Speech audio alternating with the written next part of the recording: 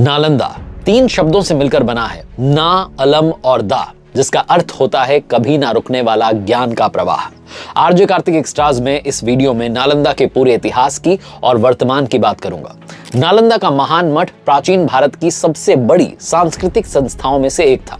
यह मठ बौद्ध मठों के आवासों और मंदिर का एक कैंपस था। यह कम से कम 5वीं से 12वीं शताब्दी तक बौद्ध शिक्षा और शिक्षण के एक प्रमुख केंद्र के रूप में काम करता था। यह जगह जो थी न सिर्फ अपने विशाल आकार के लिए, बल्कि यहां पर जो अध्ययन होता था और जो अध्यापन करने वाले थे उनके लिए भी जानी जाती थी, क्योंकि इस जगह पर महान हस्तियों ने पढ़ाई की है। नालंदा आने वाले यात्रियों के अलग अलग विवरणों की बात करें तो इस मठ में लगभग 3000 से 10,000 भिक्षु रहते थे।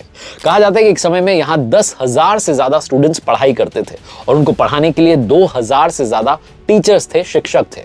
नालंदा विश्वविद्यालय में कई महान विद्वानों ने अपनी शिक्षा ग्रहण की है, जिसमें मुख्य रूप से बात की जाए तो सम्राट हर्षवर्धन, धर्मपाल, वसुबंधु, धर्मकृति, आर्यवेद, नागार्जुन जैसे विद्वानों का नाम शामिल है। इस मठ की उत्पत्ति मिथकों से और रहस्यों से भरी हुई है।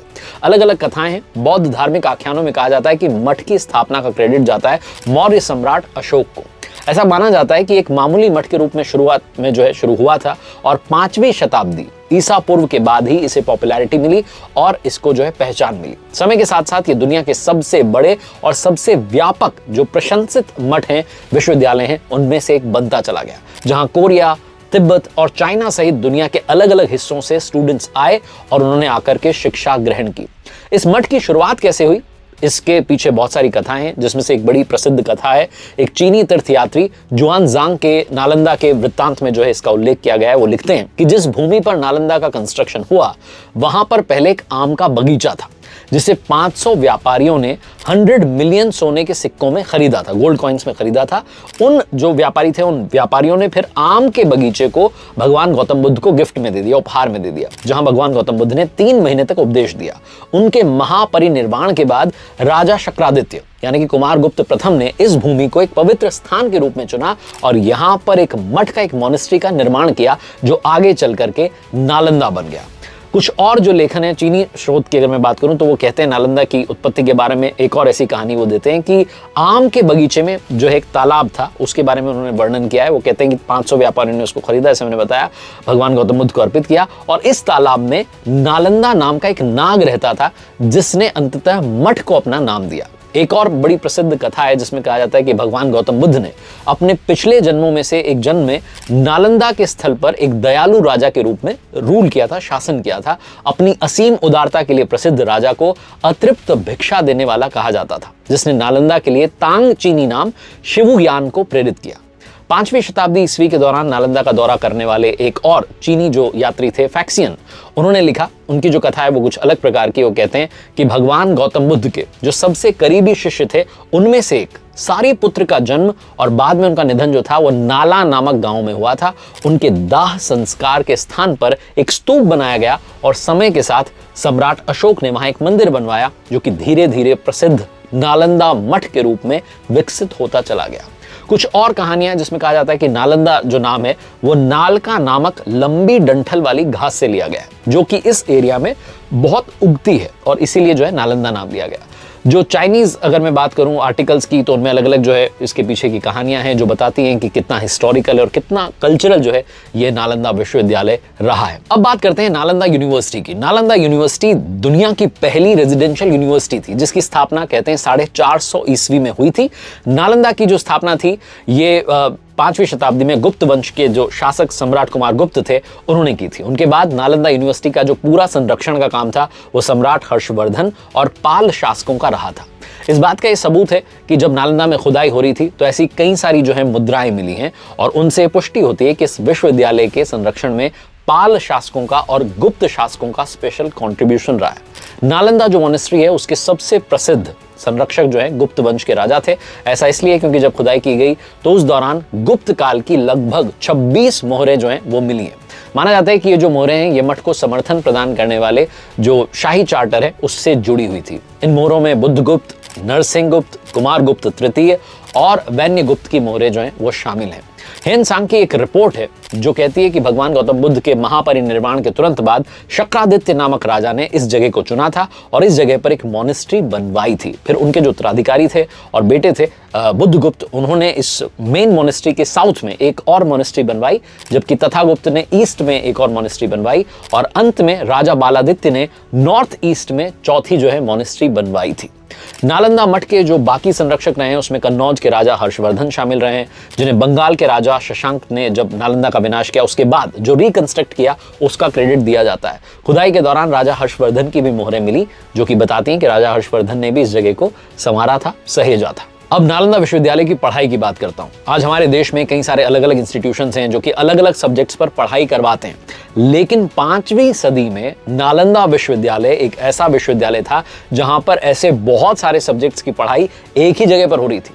यानी कि उस दुनिया में, उस जमाने में नालंदा विश्वविद्यालय एकमात्र ऐसी संस्था थी जहां पर literature, astrology, psychology, law, astronomy, science, warfare, history, mathematics, architecture, language science, economics, medicine, Ayurveda, योग, इतने सारे सब्जेक्ट्स की पढ़ाई एक ही जगह पर हो रही थी और इसीलिए पूरी दुनिया में नालंदा विश्वविद्यालय प्रख्यात हो चुका था। जब चाइना के हेन सांग और इत्सिंग जो है 7वीं सदी में भारत आए और उन्होंने चाइना लौटने के बाद नालंदा यूनिवर्सिटी के बारे में विस्तार से लिखा, तब दुनिया का इसे सबसे बड़ा विश्वविद्यालय बताया गया था।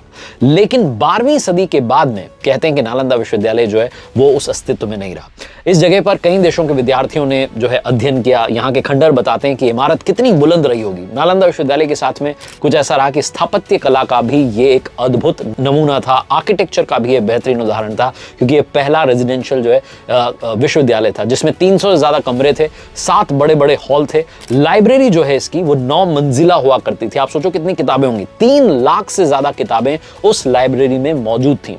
इस विश्वविद्यालय में छात्रों का जो है एडमिशन इतना आसान नहीं था। मेरिट बेस्ड जो है यहाँ पर रजिस्ट्रेशन होते थे, एडमिशन होते थे और जब वहाँ पर एडमिशन मिल जाता था तो उन्हें फ्री एजुकेशन, मुफ्त शिक्षा दी जाती थी। रहना, खाना, पीना सब कुछ मुफ्त हुआ करता था। भारत के अलग अलग राज्यों के स्टूडेंट्स तो आते ही थे, इसके अलावा Mongolia, Greece, Iran, Indonesia, China, Tibet, Japan, Korea जैसी जो तमाम कंट्रीज हैं उनके हजारों स्टूडेंट्स ने आकर के नालंदा विश्वविद्यालय में पढ़ाई की।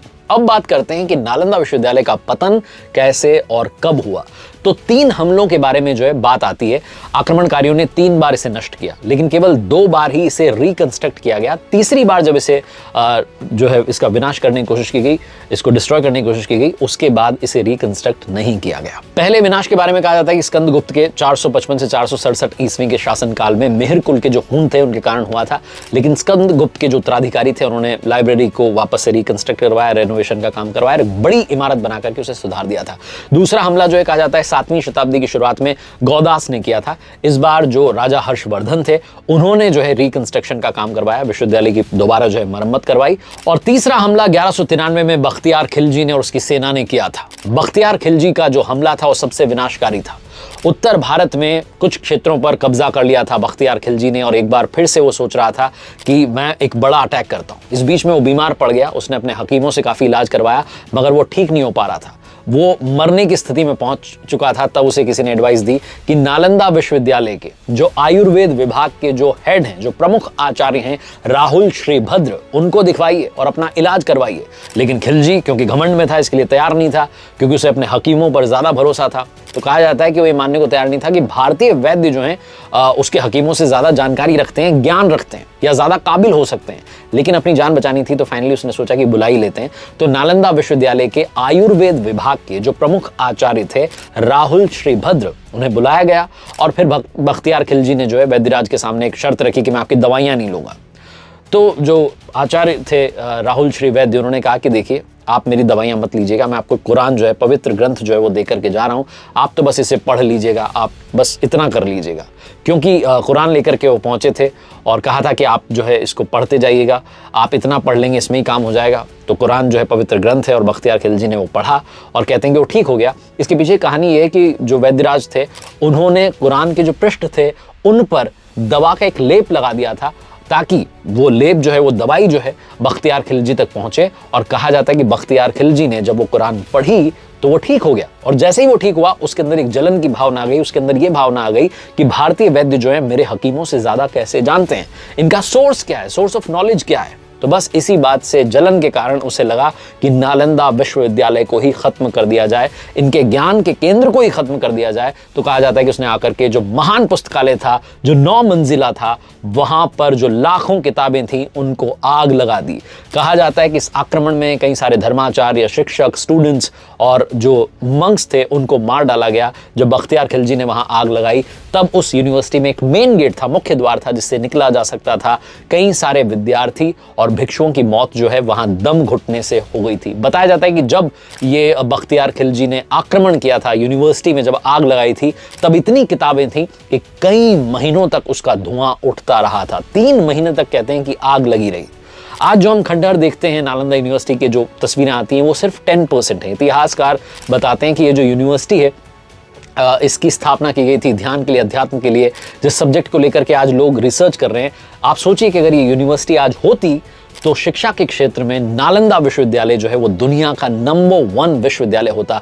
तक्षशिला के बाद ये एक ऐसा विश्वविद्यालय था जहां की शिक्षा जो है बहुत समृद्ध थी। और अब जो अवशेष मिले हैं वो ये बताते हैं कि इसकी बनावट कितनी मजबूत रही होगी। और जिस भाग में खंडहर है वो सिर्फ जो है कहते हैं कि उस मेन यूनिवर्सिटी का सिर्फ और सिर्फ 10% हिस्सा है। यानी कि आप सोचिए कितना विशाल जो है ये विश्वविद्यालय रहा होगा। हिस्टोरियंस कहते हैं कि बख्तियार खिलजी ने सिर्फ नालंदा विश्वविद्यालय को आग नहीं लगाई थी, बल्कि जो पूरी हमारी शिक्षण की व्यवस्था थी उसको आग लगाने की कोशिश की थी।